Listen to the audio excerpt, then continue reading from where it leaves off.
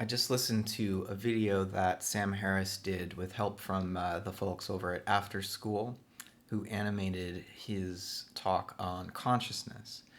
And I felt like it was a really great display of the inadequacy of the materialist metaphysics that Sam Harris adheres to. So Harris basically adopts the standard modern Cartesian view of consciousness as that which we know most intimately and that which is impossible to doubt, right? So he accepts that we can't simply explain away consciousness, but he frames the whole discussion in terms of this paradigmatic assumption that consciousness emerges from matter.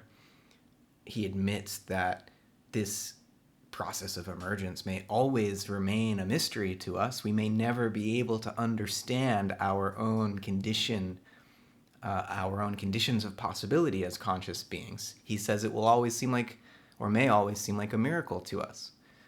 And so, from my point of view, as an evolutionary panpsychist or a process relational pan-experientialist, to use the terms that Alfred North Whitehead's philosophy is usually referred to as, I would ask Harris what he means by matter.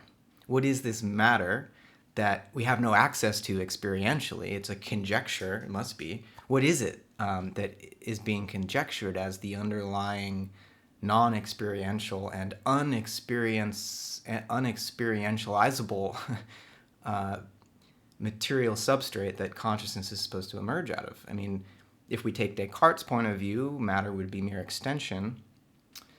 But the problem with that is we know with 20th and 21st century physics that there's something more to energy than extension, because it seems that the whole universe emerged out of a quantum singularity which had no extension, no spatial or temporal extension. There's some kind of a quantum, the idea is that there's some kind of a quantum singularity or plenum, a field of potential that's paradoxically not spatial. It's not a spatial field.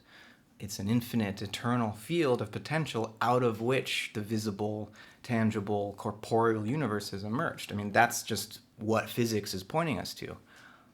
So the idea that matter is extension doesn't really work. We could think of matter as energy, as Planck and Einstein and others allowed us to begin thinking of it in terms of, with their revolutions in physics. But if we do that, I think thinking in terms of consciousness as emergent from energy is a better analogy, because what is energy? Well, we understand energy, a quantum of energy, not just as something simply located in extended space, but rather as a happening, as something which has a certain duration to it, as essential to its nature.